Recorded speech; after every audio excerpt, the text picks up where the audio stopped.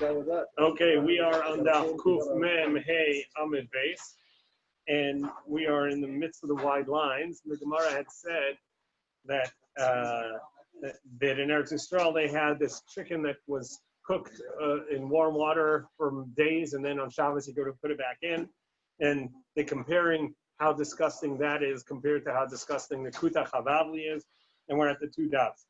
If somebody did take this this chicken that's sort of disintegrating in warm water and he put it back in the warm water on Shabbos, he transgressed the Torah prohibition and he has to bring a chatas offering.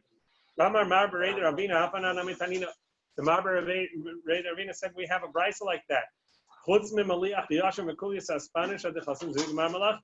You're not allowed to put warm water and rinse with warm water this salted, something salted, so something like a herring or jerky, and also this Spanish type of fish. That all because when you rinse it with warm water to get off the salt, that is a form of cooking and will count as completing the cooking on Shabbos. Shmamina. So we see that it is a Torah prohibition.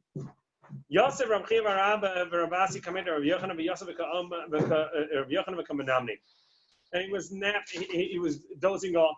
Rav Yochanan was dozing off. Amalei Rav Chiya Rabba Rabasi Mipnei Ma Ufish Bubble Shmeini. Why is it that the birds in Bavel are fatty? Amalei Kalachal Midbar Alza Varach Shemanim. Go to the desert of Alza and I'll show you birds that are even fattier than that. So they're not so fatty. Why are people so joyous on Yantif in Bavel, in Babylon, and not so much in Eretz Yisrael?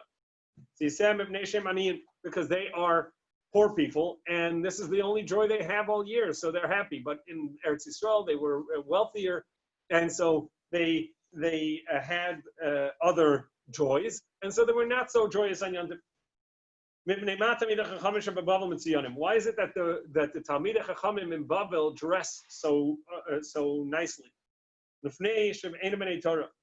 the people are not so appreciative of Torah, so they'll only respect a Talmid Chacham if he also dresses well. But in Eretz Yisrael, where they appreciate Torah, therefore they would appreciate a Talmid Chacham just for his dress, just for his knowledge in Torah, even if he doesn't dress well. Why is it that idolaters get sweaty and smelly? Because they eat creepy crawlies. In the meantime, Rabbi Yochanan woke up and he hears this conversation between Rabbi Tzvi and Rabasi asking these questions and answering. Amalu Dardakis, he said, young ones, didn't I tell you about this? Tell wisdom, you are my sister. In other words, if wisdom is as clear to you as achosi, as my sister, that we know clearly that that's a Torah prohibition. That's there. Then say it. If you're not clear about the wisdom, don't say it. If it is as clear to you as your sister that is prohibited to you, amrehu, say it. And if not, don't say it. Amrulei v'leimal. All right. So, teacher, Rabbi Yochanan, why don't you tell us what are the reasons for these things? Why are birds in Babylon so fatty? He said, the reason is because they didn't go into exile. That is the reason. Shanemar Sha'anan Moav Menu'ura v'Sheketu Shmarav u'Bagoylo Lo Halach. Moav is peaceful and quiet and it doesn't go into exile. And how do you know that the birds over here in Eretz Yisrael did go to Galus? And here we see that the destruction of Eretz Yisrael was so great that it changed the nature, not only where Bnei Yisrael exiled, but the whole nature of the land changed, and the birds didn't go there anymore. We know that the Torah says that it's Eretz Zavas Chalav Udvash, it flows with milk and honey, and Rav Hirsch points out that the word Zav is is when there's an unnatural flow. Eretz Yisrael naturally is desolate. And we know for thousands of years, as when Bnei Yisrael were exiled from the land looked like a desolate land. You see the people that traveled there, they wrote how desolate it was, how rocky and empty. There was nothing there. And now, Baruch Hashem, it continues, as Bnei Yisrael continue to go back to Eretz Yisrael, so too does the land continue to grow. So it changed. The exile changed the nature of the land.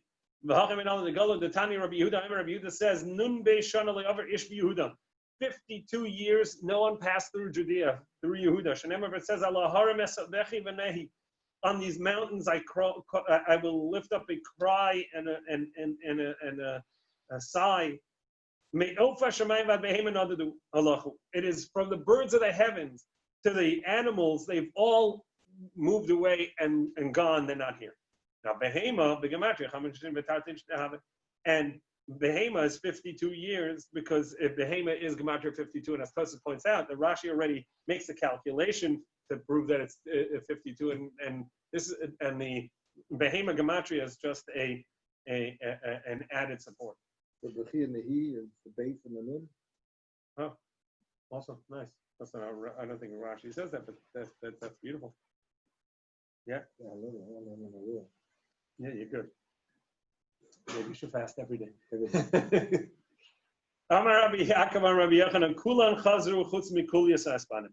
They all return, besides for this fish, this kulias aspan. Damarab hani madi de bavel mahadri maya le'en itam.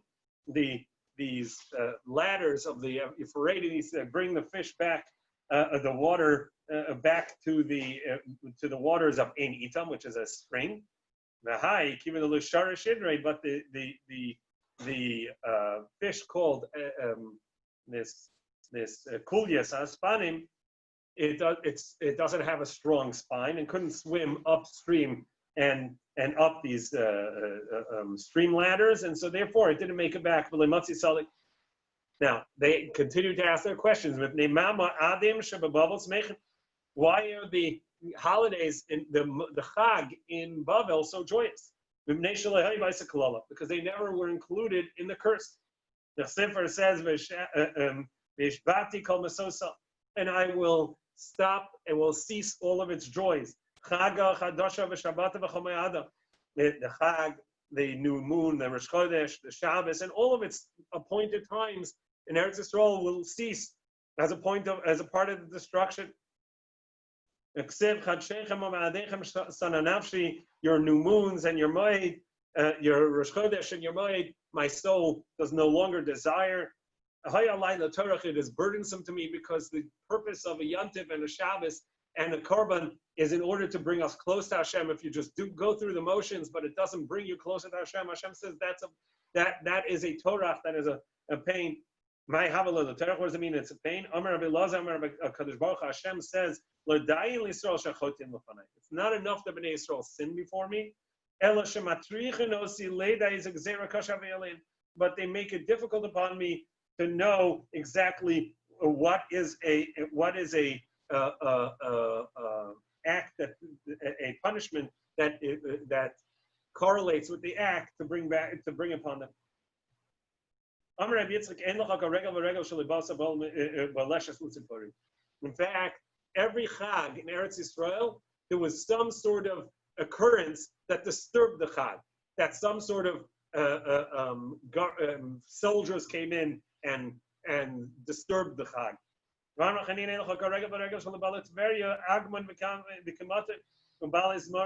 And there was never a Chag that in Tveria that some tax collectors or some government leaders came in and disturbed the peace. Now, why would the Talmid Chachamim in Babel dress so nicely? Because they don't come from that place. So if you're not, they don't feel at home in Eretz Yisrael, in Babel. In Eretz Yisrael, it's your home. So you're known by your personality, you know by your wisdom, you know by who you are. When you come to a new place, you have to dress well so that people recognize you for who you are. The Amri Inshi B'Masa Shamai, Shalibim Masa, that if you're in your own place, so then by your name you're known. But if you're not in your place, so then your garments are what gives you away. So you have to be known by your name. Otherwise, you have to dress well so people will respect you. Habayim Yashrish Yaakov. Yatzit Farach Yisrael. So this is a pasuk that those that come are a root of Yaakov.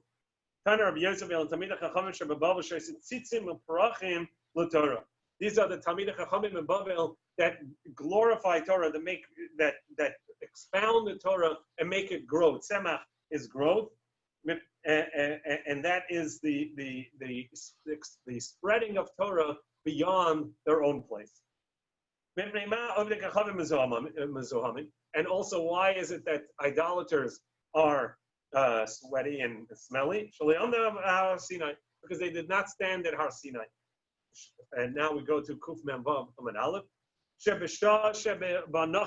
Because at the moment that the serpent came al Chava, and we know that the serpent not only did it convince Chava to eat from the forbidden fruit, but it also infused Chava with sin in the same way that it would lust a person. So Hitel Bazuama, placed within her a certain rotting.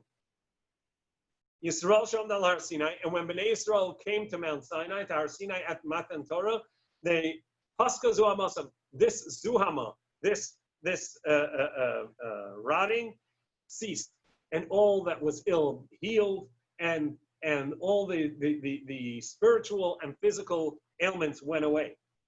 Idolaters that were not at Mount Sinai, let Paska Zuhamasam say they didn't have the Zuhama leave.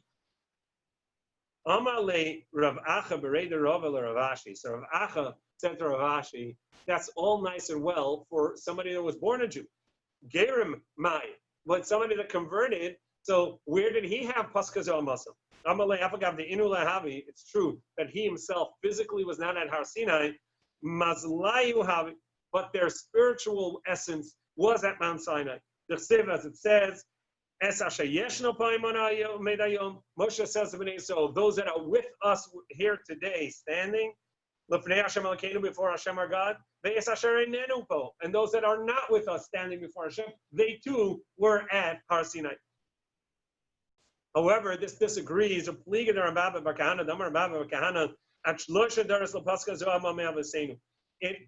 wasn't at Mount Sinai that the Zuhama left, but already beforehand, it took 3 generations of the Avos, and then the next generations no longer had Zuhama.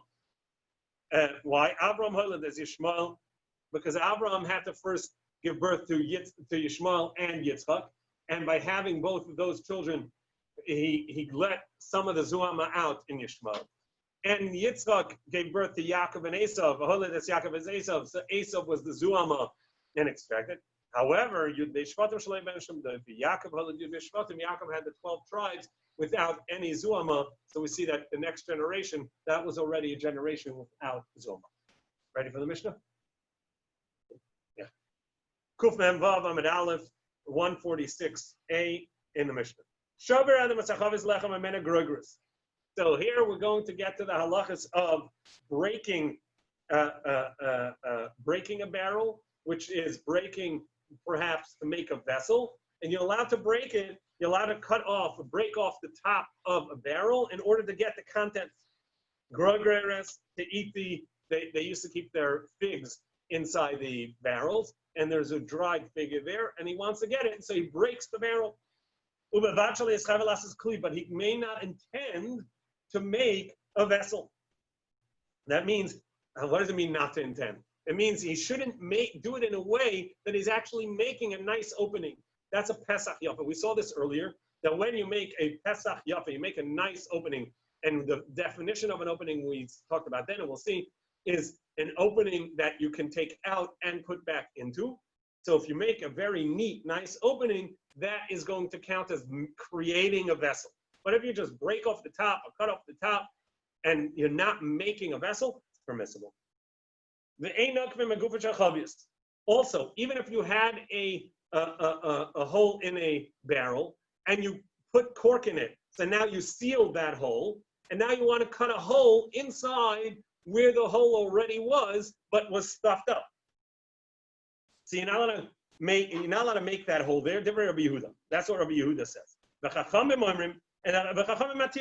say you may make that hole because that's not making an opening for the barrel. Because when you make an opening in the barrel, you always make it in a new spot. You're not making a hole where already was a hole. You should not make a hole on the side of the barrel. The Gemara is going to explain what this means on the side of the barrel, where on the side, and why you can't make it. If there already is a hole there, you're not allowed to put wax to seal up that hole because you have to smear it and smooth it out in order to make it a seal, and that you're not allowed to do on Shabbos because that's smoothing out a material like we saw when you make leather, when you do tanning, you smooth it out, and that's one of the 39 principal malachos of Shabbos. Amar Rabbi Yehuda. So Rabbi Yehuda said, "Masa ba lefnei Rabbi Yochanan ben Zakkai."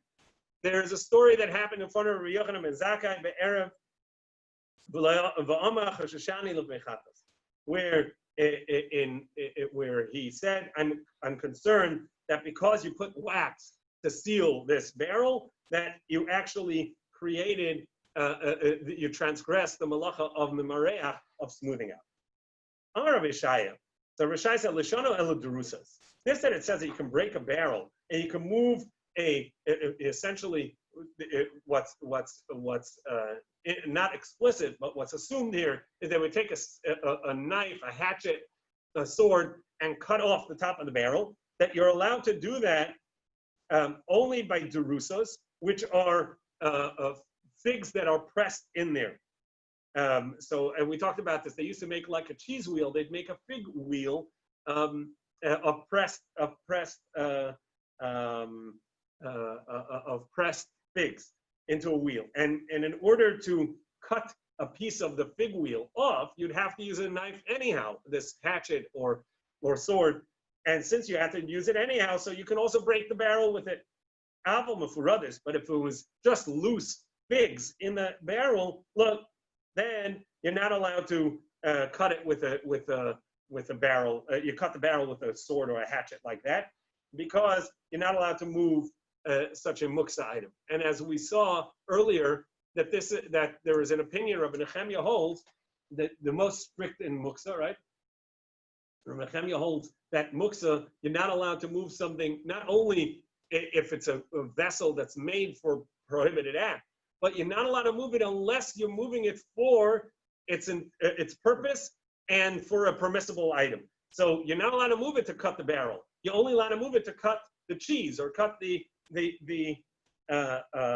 figs. So we ask a contradiction. A person allowed to bring a wine barrel and just cut off the top with a sword. And he puts it in front of the guests and says, voila, everybody, go have a drink. Watch out for little bits of grass. Yeah, all right. All right, but it's worth it. Everybody's having some punch. Everybody's having some. Watch out for little grass. Yeah. He's not concerned that he's making, even though that he could have just opened the barrel, he didn't have to cut off the top. Nevertheless, he's allowed. The Gemara says, "Ahi Rabbanan he." That's the opinion of the Rabbanan that say that there's no mukta. That you're allowed to use a vessel, even a vessel that's primarily used for prohibited act, like a hammer. You're allowed to use it if you need it for itself. And over here, you need the hatchet or the sword for the barrel, so you're allowed to use it. And Masnita, Rabbi Nechemia, in our Mishnah is Rabbi Nechemia. So Gemara says, "Umay duchke." What's pushing you to say our Mishnah is according to Rabbi Nechemia, Rabbi Shai, like Masnita, Rabbi Nechemia, umbedrusis, and to say that it's a fig wheel? Like Mefaradis, why don't you say that it's loose figs and you're allowed to cut it over the Rabbanan? Amarava Masnita Kashi. So he had a problem in our Mishnah in the text. My area, the Tani Groigers. Why did it say figs? Listen, Peras, just say produce. Ela Shmamina Bedrusa must be that we're talking about a fig wheel, and it must be, it's according to Rabbi Nechemia. So Gemara says, Tanya Chada, Choslo shall grogros shall tomorrow matir, umafkia v'chotir. Tanidach matir v'lo mafkia v'lo chotir. We have a concept called choslos. And by the way, this concept of choslos is why we can open bags of potato chips and pretzels and other packages on Shabbos, because of this concept. The halacha, they would take dates that were not yet ripe, and they would put it in a wicker basket, and they would weave it closed and let it ripen in there, and the containment of the moisture that comes out of the fruit help all of them become ripe, and that's how they ripen the fruit. And this was a one-time use wicker basket. It was basically a bundling of these fruit, and you would then either rip it open or cut it open or untie it and then toss it. It was a junky, a worthless vessel after that, and therefore you're allowed to break it on Shabbos. And similarly, our bags, nobody reuses a bag of potato chips, right? It's a one-time use. Same goes for a bag of pretzels or whatever else you want to talk about. All these things are disposable, and they're not, even though somebody may be conscientious and reuse something, but that's not what it's made for. It's really not made to be reused, and therefore you're allowed to open it up on Shabbos and tear it. Now the question is, can you just, the two brises, one says you can either break it or tear it or untie it, and the other brisa says you're only allowed to untie the weave. However, you're not allowed to break it or tear it. How about if you have a bag and you use a knife? Cut it. Same. That's choslos. It's a useless device, and so you open it to toss. There's no real value in it. So that's allowed. Lakasha, the Gemara says, Rabbanan Rabbi Nechemia. Again, this is going to be a difference between the Rabbanan and Rabbi Nechemia. According to the Rabbanan, you're allowed to use a knife, as he said, or something else in order to open this vessel, these disposable bags or disposable wicker basket. And according to Rabbi Nechemia, you may not, because you're using a knife not for its primary use, and that's a muksa. But obviously, we follow the halacha that it's not muksa, and so you're allowed to. Natani will learn even a tarvid. I don't remember what a tarvid is, but or a talis, a garment, or a sakin, a knife. You're not allowed to move them. You're only allowed to move it on Shabbos for its primary use. And so therefore, you can't use a knife to open this up. The question was asked of Rav Sheshes, are you allowed to make a hole in the barrel in order to put in a spigot? But you're going to do so by sticking a spear into it and into the barrel, and by doing so, you're making an opening, but it's also an opening that you can put a spigot in. So we say lepischa kamechavin.